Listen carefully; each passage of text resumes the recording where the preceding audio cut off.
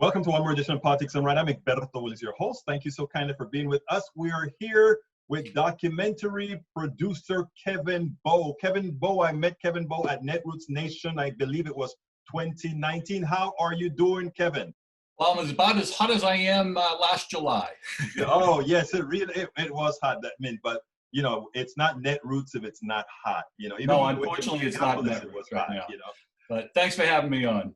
Absolutely. So anyhow, you came up with a new documentary, The American Spring. And first, before we go into the technicalities of the documentary, what I love about what you did is that it seems like you understand something very important about the current level of, the current attention span of Americans in this time. So you didn't make it a very long documentary. Tell me a little bit about how you did this. Sure. Well, you know, you got to learn the hard way, right? You know, my first work was Democracy Through the Looking Glass, which was a look at the 2016 election. I got to cover Trump in his first, few weeks in the New Hampshire primary and saw firsthand. But, you know, it was your standard 75-minute long piece, and got a lot of good feedback at the festivals. You know, didn't get bought by HBO or anything like that. And so it just sat there, and you know, a lot of the activists would like to, you know, saw it and were excited, but you know, it's a really big ask a lot of times to ask people to watch for a full 60 minutes or 70 minutes, and if you then want to engage conversation and call to action ideas, you know, it's a 2 or 3 hour event. So I decided to take an equally big problem. How do we try to change the power dynamics in the country? But only break it down into small bits so that people can digest it. So it's a series of 10-minute documentaries, so that, you know, people either online can, you know, move on to something else. They don't have to prepare their entire night, or even better, if grassroots people are gonna have meetings around the country, whether online or whatever, this is a great way, a new tool to bring in new members, you know, to show 10 minutes, have a discussion, move on to other business, or even better, you know, because it's a multiple series. I got 3 10-minute breakups. You know, we got a half hour of content, and soon I'll have about 60 minutes of content. So if you wanted to have a big event, if you wanted to have, you know, a panel with that, you know, that big 3 hour event of discussion, you can do that. But if you also wanted to just, you know, have a bunch of people over to talk about some reform politics, and then, you know, maybe you're working on a local initiative on gerrymandering reform, or maybe there's a local, you know, any of the political interests, show a 10-minute, you know, not rah-rah, but, you know, show a 10-minute piece that's going to inform people and really motivate people to show that people can make a difference and get them to act locally. So yeah, I designed it as 10 minutes to make it more usable in today's world. All right, Kevin, and that is great. I think that was a good choice because, you know, with the amount of work people have going around, having those little 10-minute increments, start, stop, you created that good start, stop for them. You currently have 3 of them out, but before, let's talk a little bit about the problems in society, the problem in America as you see it right now, because I think the problems are more serious than many of us think. And I like the first 3 segments that you have out. I think is where things really have to begin, because unless they begin there, and I imagine that's the reason why you chose those 3 topics as the beginning. So tell me, what is the problem as you see today? Sure. You know, I guess at 60,000 feet, because that's where, you know, documentary people, you know, kind of live. It really, unfortunately, can be summed up in 3 words, you know: lack of trust. Nobody trusts anybody, you know. People don't trust politicians. They're not trusting the police. They're not trusting the media. We're not trusting each other. And, you know, I think this lack of trust has really been, we all talk about a rigged system. And there's lots of things, you know, a game is played based on how the rules are. The outcome of a game is really shaped by the rules. And I am tackling, doing 10-minute pieces on the different rules that, if they were changed, they can create more trust, they can create less negative politics, And so the first, not necessarily any order, but one of them looks at money in politics. And, to me, that's the biggest. And I really focus on getting money out of political campaigns. Because again, back to trust.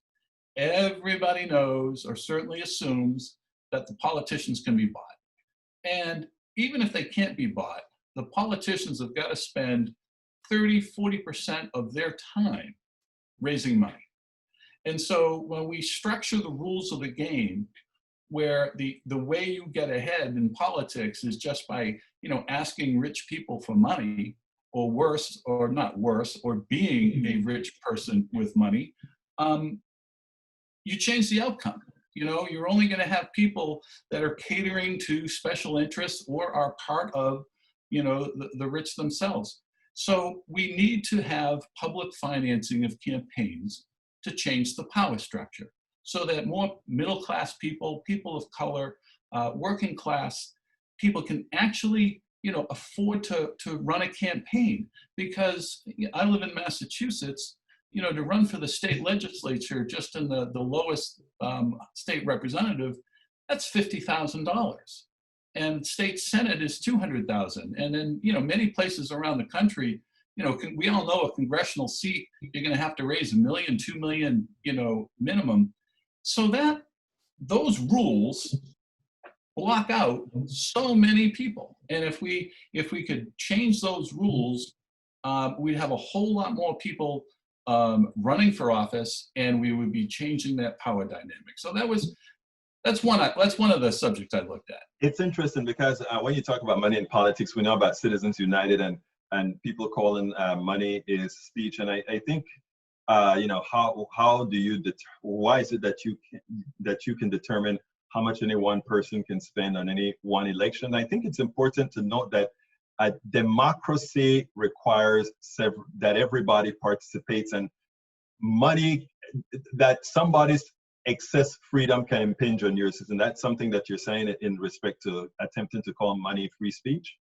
Well, yeah, I mean, the whole money in politics, there's lots of layers of the issue. Certainly, money is speech on Citizens United, and certainly that's one element of it. Specifically in my piece, I looked at a program in Connecticut, and there's a program like this in Maine, and there's a program similar to in Arizona, and there's other programs similar around the country, where you only have to raise a small amount of money, $5,000, to run for state representative, for instance. And that allows you or qualifies you to get $30,000 so that you can run a political campaign without going to all these rich people and asking them for money. So while the money in speech is certainly, a question, unfortunately, for the Supreme Court, there are other programs right now that are working, that are in place, that I wish people would talk more about and would try to get past. But let me cut you there, because there's an important question there. So I think you are saying you are willing to go around what the restrictions that not the restrictions, but the over benevolence that we have right now with rich people being able to give to campaigns, as long as they pass policies that allow the regular guy to raise the minimum required to actually have an effective campaign. Yeah, as long as we've got Citizens United. I mean, we've got to attack money in politics on a couple of different levels. Clearly, a constitutional amendment or a more friendly Supreme Court is the only way we're going to overcome, money is speech and all that kind of stuff. And ultimately, that's the solution. But in the meantime, we can have voluntary programs. You're right. Let the big guys write the $3 million checks. But so for instance, there's a program in Seattle, and it's been proposed around the country, called democracy vouchers, democracy bucks, something like that, where each citizen would have $25, $50, $100 that they could give to any campaign they wanted to, and they'd get a tax credit on it. It would wash out. It's basically public money, but each taxpayer gets to decide who they want to donate to. So, you know, a lot of libertarian-oriented people like that approach because it doesn't involve, you know, government handing out grants, which is similar to some other programs. So in that system, yes. The idea would be that 1 million people with $25 vouchers will be able to match, you know, the 25 people that write the $1 million checks. Not the most ideal thing, but until we get Citizen United overturned some way, that might be the world we have to live in for a little bit. Yeah, Citizens United and quite a bit more. McCutcheon and a few others as well that are Yes. there impinging. You know, Citizens United is what everybody talks about. They forget about McCutcheon and others. Now, let's go ahead and talk about what you came up with, the first three, because when I went over your first of all, I went over to your site, looked at the trailer, and then I saw that the three that you started with, and I was pretty happy about that. You took care of gerrymandering, campaign financing reform, and ranked choice voting. I mean, you started out with democracy, voting, clean up the voting system, and if you have a clean voting system, people can feel like the persons they want to get involved in with the election will be the ones elected. So why don't we start out by talking a little bit about ranked choice voting? What do you mean by that? A lot of people don't understand exactly what that is. Sure, absolutely. And just even to take a step back a little bit, because, you know, while ranked choice voting is a more popular alternative, there's a few other systems that are being tested out around the country, approval voting and things like that. And even to take a step back again, you know, we with a two-party system wherein many people aren't happy with that, it's the lesser of two evils. There's not a lot of voices there. And also, if we want a third-party choice, we have a dilemma. You know, we really want to vote for somebody else. You know, they more reflect either on the right or on the left of who you are. But you can't vote for them because you're afraid that you'll be wasting your vote and the candidate you really hate will win. So, you know, instead of voting for the candidate you want to win or you'd like to win, but you don't think they can win, you know, you vote for this. So we all feel that, people on the left, people on the right. And you know, so we get that spoiler. Or we even have some situations like in primaries. Or in a general election where there's 3 candidates running. Somebody wins a primary with 30% of the vote. Or and if you're a Democrat and it's a strong blue district, that means if it's congressional seat, that means somebody gets 30% of a primary vote and basically becomes untouchable as an incumbent. Whether it's a Republican district or a Democratic district. So there's something unfair about that when it comes to democracy, when such a few group of voters can make that difference. And in a general election, you know, there's been cases where people win as governor with 45% of the vote, 40% of the vote. And, you know, back to trust. Well, who trusts a candidate or who believes in a candidate that doesn't win a majority? You know, how can you govern a state or whatever if you know they're not supported by the majority of the people? So ranked choice voting is a way that solves that. It's a way that, you know, allows you to vote for third-party candidates without creating a spoiler. And it allows a way to have kind of a runoff and decide between 3 candidates and find somebody who more than 50% prefer. So, you know, those are the benefits. And I think a lot of people, most voters, have been in those kind of dilemmas that I described. So what's the solution? Ranked choice voting. Well, it's exactly that. You have a ballot of, let's say, 4 candidates, and you get to rank them 1, 2, 3, 4. The first vote is your 1. On the first ballot, everyone counts the ballots, counts the votes. And even if there's 4 candidates, if one of the candidates wins 50% of the vote, the election's over. Simple as that. But if the candidates get, 40%, 30%, 20%, 10%, I'm not going to do my math very well here. The candidates at the bottom who got the smallest amount of votes, they are eliminated from the counting. And their second choice candidate vote is then reapplied to the people that still exist. So by process of elimination, eventually you will get a winner with 50% of the vote. And you can say with confidence that that candidate has is the preference of the majority of the people. They're not the tried and true. They don't have 40% of people that will walk off a bridge for them. They got 50% or 51% of people that believe in them. In that scenario, somebody, let's say I got 45% and you got 35%. Yep. And there are other candidates. It could be that you are the ultimate winner, right? Even though I came out with the most first place vote. And generally what will happen, just to play that out, is, you've got your 45%, but it's kind of a hard, extreme 45%, although 45% you can't be too extreme. Right.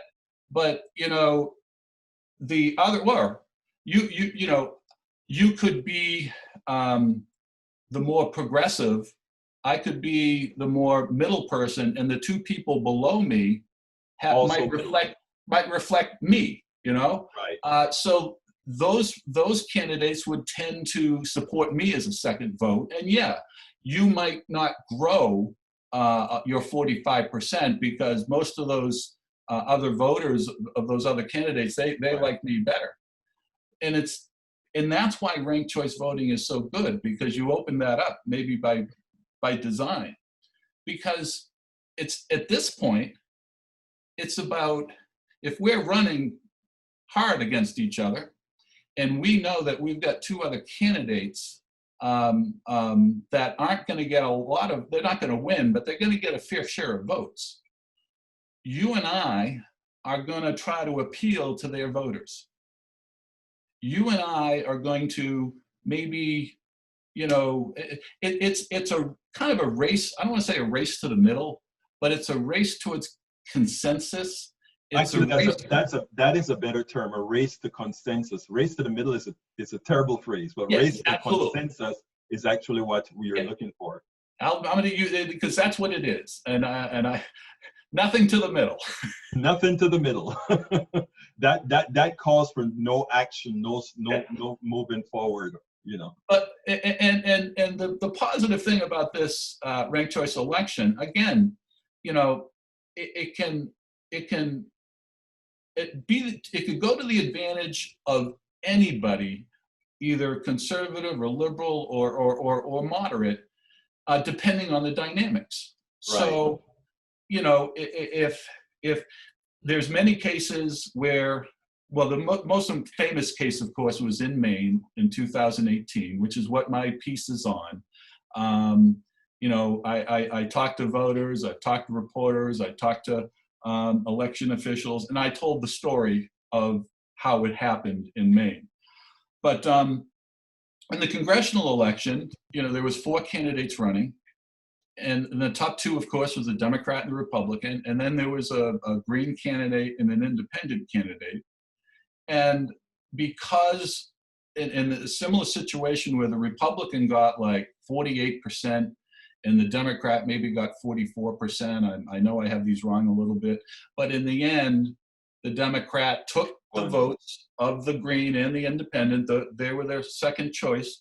And he won with 50 versus 49 or something. And, unfortunately, Republicans, it was ranked choice voting stole the election from the GOP. Ranked choice voting is a Democratic scam and all that kind of stuff. But, the funny thing was, in the next state over, in New Hampshire, Kelly Ayotte lost to Maggie Hassan in the United States Senate. And that was a very big deal. Well, the reality is Maggie Hassan did not get 50% of the vote, and that there was a libertarian candidate to the very far right of Kelly Ayotte that, you know, acted as the spoiler. And would Because have given their vote to AIA. I mean, would have gotten the vote for AIA. So they lost out on. So what you've proven is that is a pure system. We need to move on to the others, and that is the other topic. I think the ranked choice voting is great, right? But if we continue to have very gerrymandered states, yes. states that are very gerrymandered, we still run into problems that ranked choice votings are incapable of solving because you have sort of ideological fusion. Right. I mean, it all blends together. Everything builds on each other. No one of these problems is going to solve, you know, none of these solutions are going to solve everything. So, I mean, I think we know the problem of gerrymandering. You know, just briefly, you know, the politicians get to carve out the districts that they run in, and the controlling party gets to carve it in such a way that it distorts their power and marginalizes a lot of citizens. And because, you know, they draw the craziest districts that, you know, are 500 miles apart. They're all one thin line, or, you know, they're boxing out people of color, etc. And that story's been told a lot. But what my film is about, my 10-minute piece, is the fact that it's all about citizen action that's going to get this done. And I highlighted the story in Michigan of a 20-something-year-old Katie Fahey who wrote on Facebook in 2016, hey, you know, we've got to do something here. And it started a wave of 40,000 volunteers that got a referendum to change the Michigan's constitution. And now they have independent commissions. Bodies, yeah. That are going to design these. I mean, it's still a complicated process, but we know at least there's going to be a lot more fairness in there. And in the thing to remember is that no one has the interest. It's not in the politician's interest to have gerrymandering reform. It's not in the politician's interest to have a ranked choice voting that gives you more choices. It's not in the politician's interest to, you know, have campaigns publicly funded. And what the Katie Fahey story really shows is that it only can be the people. And the people are the only ones that have the interest to get this done. And it's us that has to do it. And in other words, if we want gerrymandered ended, it's, first of all, that's a state issue. And we have to work within the state to get that done. And for those states that are very far apart, it's hard to get the Congress to do it. But years like this, and I don't know what you believe, I think years like this that are in such flux, I think is where those kinds of things can occur. Your thoughts? Yeah. What are the things that are in flux? I apologize. No, I'm saying years like this, where things are so disjointed, where things are, it looks like there's so much chaos. This is where it is more effective to really attempt doing these types of major changes. Yes. Well, you know, absolutely. I mean, to slightly switch the subject, you know, the whole George Floyd situation and the protests, you know, this is one wonderful opportunity, and I haven't really heard the talk about creating a constitutional amendment guaranteeing the right to vote. and I mean, these are clearly the times that we need to pay attention. And I guess I take of course, this is the time you know, these are horrible times, you know, but I guess I would slightly, not disagree, but I would point out that we can fight for justice. We can fight for you know, against poverty. We can fight to improve the climate. We can really try to fight for all of these issues people care about. But I would point out that if you're not addressing the structural problems first, you're not going to be able to get the people in power that you need to address these problems. And so I would have a different, you know, spin. I would say that unfortunately, before we try to pass climate change legislation, we need to get money out of politics so that whatever that legislation looks like. I don't think we disagreed at all. I mean, what I'm saying is that that in times of flux like this, it's easier to pass those transformational changes you're talking about. I hope Because so. yeah, I don't, you know, in Texas, for the governor is all over the place. The only way we could get something like this in Texas is because we're in such dire straits right now. Well, you know, I would say two things. You know, clearly, I don't want to make it a partisan thing, Hmm. but clearly we need different power dynamics in the United States Senate, and we need power dynamics different in in the presidency. And I do think also back to the state level. Um, Clearly, the flux is a time to act, but at the same time, um, people on the left and the right agree with these. They agree with changing the status quo. Agreed. and and Absolutely. and and that's this is the opportunity. I mean, as we move ahead, we are continually going to be breaking down, you know, the two-party system institutions. We're going to be breaking down a lot of the, you know, the industrial era kind of institutions, and there's going to be a flex in ideologies. And I think that I hope that the average Americans understand that issues like, you know, getting money out of politics, and issues like fair, you know, boundaries that work for the people and not the politicians. I hope that is just the norm with 80%, 90% of the citizens, and not, you know, unfortunately, everyone wants to make it a partisan thing. But these issues are resonate with everybody, and I think But that's the opportunity. now, you know, I was a board member of Move to Amend, where we worked on trying to get the 28th Amendment to get money out of politics and corporations are not people kind of a deal. We Yeah, had a lot of sponsors, and one of the most important part of that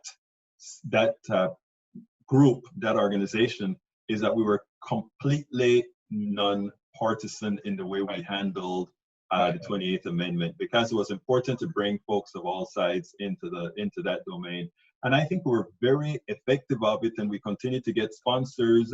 It's just that the power of the corporatocracy is that Yep, huge that it's very hard to right, break through. But as people become smarter, as people like yourself make documentaries, as people go out there and hit the fields, as we do what I am doing and many others are doing, that are actually engaging and showing people their worth and their ability to make real change. They're going to, as people assert their worth, they're going to see that, you know what, I can actually do this. and that's the other message, you know, is that I made this not for a bunch of people to watch on the internet. I made this for grassroots activists to take this out to the churches and to the different living rooms in your community, and to talk to people and to show, you know, this is how we're going to get this message out. It isn't going to be through, you know, the corporate media and what have you. So that's why I made these little bite-sized documentaries. And you're right, you and I are in you know, the same business, and we're both getting rich on it, aren't we? We wish. Actually, you know, I mean, I tell you, to do this, you really have to have a passion for one, Yeah, humanity, and you also have to have a passion for seeing a government that works. We're not the type that says government is bad. We're the type that says we want effective government, irrespective of ideology. We want effective government. Kevin, Bowe, what would you have liked me to ask you that you want to put out there? sure. Well, where could people find the find the documentary? It's on my website, Democracy Through the Looking Glass, which both will have the American Spring um, uh, series, but also my other film, Democracy Through the Looking Glass, which is a very dark look at the dystopian world of 2016. Not that the world has gotten any better, but you will find American Spring to be a little bit more optimistic than 2016. No, I greatly appreciate your time, and we had a great conversation. I hope you enjoyed it yourself. Well, let me tell you, first of all, all the links to your website, to your product, is going to be on an individual post that we're going to put out there for you, because this is important work that you're doing. As well, this will be broadcast likely live tomorrow, and that broadcast as well will have all the information for your website. So thank you so kindly for having been here, Kevin Bowe, and keep up the great work. We need a lot of people doing this and making sure to give all the exposure possible to change this country, because that we've got to do. Appreciate that. Good seeing you again. Great.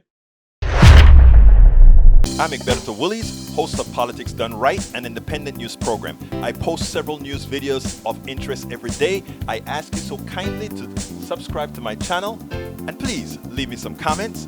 Thank you very much.